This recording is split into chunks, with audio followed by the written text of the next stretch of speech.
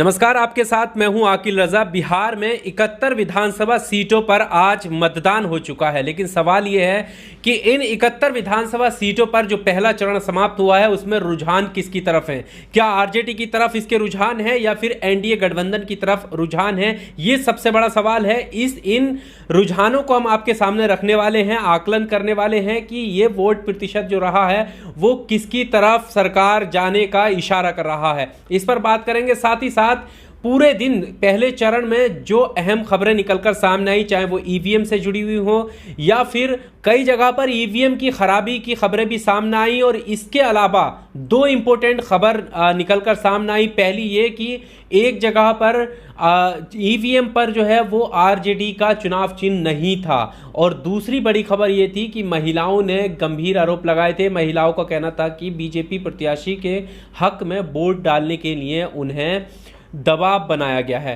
तो इन खबरों की भी हम बात करेंगे, लेकिन सबसे ज़रूरी बात है कि कितने प्रतिशत मतदान हुआ पहले चरण में, और इन प्रतिशत मतदानों को ध्यान में रखते हुए यह आकलन करने की ज़रूरत है कि आखिर रुझान किस तरफ जाने वाले हैं। मेरे साथ मेरे सहयोगी सुशील कुमार हैं। सबसे पहले कितने प्रतिशत मतदान हुआ ये जनता के सामने रखिए। बिल्कुल रजा, जिस तरह से आज का प्रथम चरण का चुनाव जो है वो बिहार में ख़त्म हो गया है, दर्शकों को बता दें हम महत्वपूर्ण जानकारी कि 54% जो है पहले चरण में वोटिंग का जो है प्रतिशत रहा है, जो कि अपने आप में काफ़ी ज़्यादा माना जा रहा है। राजनीतिक लोग ये मान रहे हैं कि ये जो पहले चरण का जो वोटिंग हुई है ये काफ़ी ज़्यादा, उम्मीद से काफ़ी ज़्यादा हुई है। लोगों ने काफ़ी भारी संख्या में घरों से बाहर निकलकर अपने मत का प्रयोग किया है, वोटिंग की है, जो कि खबरों में इस तरह का बताया जा रहा है कि जब ज़्यादा वोटिंग होती है या जनता जो है ज़्यादा बढ़ चढ़कर जब अपने मतदान करती है तो वो कहीं ना कहीं उसका इंडिकेट, वो इशारा करती है कि जो मौजूदा वक्त की सरकार है वो उससे जो है असहमत है और एक बदलाव की तरफ जो है वो जनता चाह रही है। तो इस तरह की स्थिति जो है बिहार में इस वक्त होती हुई नज़र आ रही है। ये कयास लगाए जा रहे हैं कि एनडीए और जेडीयू जो एनडीए जो वहाँ पे लड़ रहा है चुनाव, यानी कि जो जेडीयू और बीजेपी के जो गठबंधन है उसको लेकर ये लगाया जा रहा है कि ये अनुमान लगाया जा रहा है कि इनकी जो है समस्याएं इससे बढ़ सकती हैं, मुश्किल बढ़ सकती है। और जो महागठबंधन है, जिस तरह से हमने देखा है कि आरजेडी की रैलियों में जिस तरह से भारी भीड़ दिखाई दी, उसी का नतीजा कहीं ना कहीं ये दिखाई दे रहा है कि भारी संख्या में लोग मतदान कर रहे हैं, और इससे जो है एनडीए की मुश्किलें बढ़ सकती हैं। यानी कि आने वाले समय में ये हो सकता है कि बिहार से जो है जो 15 साल से शासन कर रहे हैं नीतीश कुमार, वो जो है इस दफ़ा जो है जनता उनको विदा कर दे वहाँ से, सीएम की कुर्सी से, और नए सीएम को जो है वहाँ पर देखना चाहती है। इसके अलावा आपने जो दूसरे और मुद्दे कहे वो भी बड़े महत्वपूर्ण मुद्दे हैं कि कुछ जगहों पर जो है महिलाओं पर ज़बरदस्ती उन पर जो है वोट डालने का दबाव डाला गया बीजेपी की तरफ।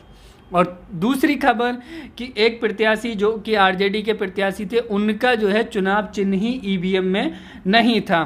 तो ये भी एक बहुत अहम खबरें हैं, और इसको लेकर के जिस तरह से ईवीएम की गड़बड़ी की खबरें आ रही हैं वो काफ़ी चिंताजनक है। इससे पहले भी ईवीएम को लेकर के तमाम सवाल खड़े होते रहे हैं, और इस वक्त भी जो है तमाम बुद्धिजीवी ये बात कहते रहे हैं कि जिस तरह का माहौल है, अगर उस हिसाब से नतीजे नहीं आते हैं, और यहाँ तक कि लोग स्पष्ट रूप से कह रहे हैं कि बिहार में इस दफ़ा जो है सत्ता परिवर्तन तय है। अगर कुछ होता है तो डेफिनेटली जो है ईवीएम ही कुछ कर सकती है, ईवीएम के द्वारा कुछ सेटिंग कराई जा सकती है, वरना जनता की जो राय है, जनता का जो मत है, बहुत स्पष्ट और बहुत साफ दिखाई दे रहा है। हम जो आरजेडी के चुनाव चिन्ह की ये बात कर रहे थे उस पर भी बात करेंगे। महिलाओं की कहाँ की ये वारदात है जहां उन्होंने आरोप लगाए हैं, इस पर भी बात करेंगे। लेकिन उससे पहले एक छोटा सा आंकड़ा मैं आपके सामने रखना चाहता हूं, जो कि 2010 के परिणामों का है, चुनाव का है। उस वक्त भी भारी तादाद में वोटिंग हुई थी और वोट प्रतिशत बड़ा था, और उसका अगर आकलन करते हैं तो अगर राजनीतिक विशेषज्ञ की माने वक्त उन्होंने पहले ही बता दिया था, जब रुझान देखे थे, भारी प्रतिशत वोटिंग हुई थी, नीतीश कुमार मुख्यमंत्री बने थे। 2010 का ये आंकड़ा बताने की कोशिश कर रहा है। अब 2020 में क्या कुछ ऐसा हो पाता है? रुझानों की बात करें तो सीधा आरजेडी को सामने लाकर खड़ा कर रहा है। लेकिन अब जो दो खबरें हैं उनको देखने की ज़रूरत है। वो खबर कहाँ की है? सबसे पहले हम आरजेडी के चुनाव चिन्ह की जो आप बात कर रहे थे, और दूसरी महिलाओं ने जो आरोप लगाए थे, इनको कैसे देखने की ज़रूरत है ऐसे वक्त में जब 2% भले ही बढ़ रहा हो, लेकिन दोनों ही खबरें जो हैं वो बीजेपी के कहीं ना कहीं खिलाफ दिख रही हैं। बिल्कुल, दोनों ही खबरें कहीं ना कहीं इस बात की ओर इशारा करती हैं कि जो चुनाव की जो प्रक्रिया है उसको जो है पारदर्शिता पर सवाल खड़े करती हैं। पहली घटना मुंगेर जिले की जो नौबागढ़ी विधानसभा है, वहाँ पर जो है ये मामला सामने आया है दैनिक भास्कर की खबर के मुताबिक कि वहाँ पर जो है आरजेडी के प्रत्याशी का जो चुनाव चिन्ह है, जो उनकी लालटेन चुनाव चिन्ह है, वो बटन ही ईवीएम में नहीं है। यानी कि अगर कोई आरजेडी का समर्थक या आरजेडी को जो वोट डालना चाहता है उस प्रत्याशी को, तो उसका वो वहाँ पर जो है बटन भी नहीं है। जो खबर ये आई थी उसके बाद में किस तरह की अपडेट रही है वो अभी हमें जानकारी उपलब्ध नहीं हो पाई है, लेकिन ये एक बहुत बड़ी घटना हुई, एक बहुत बड़ी खबर के रूप में हमें इसे देखना चाहिए कि चुनाव प्रक्रिया में ये कोई छोटी बात नहीं कि किसी पार्टी का चुनाव चिन्ह ही ईवीएम से पूरी तरह से गायब कर दिया जाए, वहां पर विकल्प ही ना दिया जाए कि वो जो है लालटेन पर वोट डाले। बाद में वो सुधारा गया हो या फिर वो दूसरी ईवीएम लगाई गई हो, ये बात की बात है, लेकिन ये एक खबर के मुताबिक हम ये बता रहे हैं कि कौन से न्यूज़पेपर ने छापी थी? दैनिक भास्कर। दैनिक भास्कर की वेबसाइट पर यह खबर छपी हुई थी। आगे इसके अलावा जो गया की जो शहरी विधानसभा है, वहां से ये मामला सामने आया है कि महिलाओं पर जो है बीजेपी को जबरदस्ती वोट डालने के लिए दबाव बनाया गया। तो तमाम महिलाओं ने जो है इसका विरोध किया, उन्होंने शिकायत भी की है और उन्होंने ये खुले तौर पर ये आरोप लगाया कि जो है यहाँ पर बीजेपी को वोट देने के लिए जो है हम पर दबाव डाला जा रहा है। तो उन्होंने प्रशासन से, जो भी वहाँ पर वोटिंग कराने वाले लोग हैं बूथ पर, उन लोगों से इस मसले को लेकर के शिकायत की।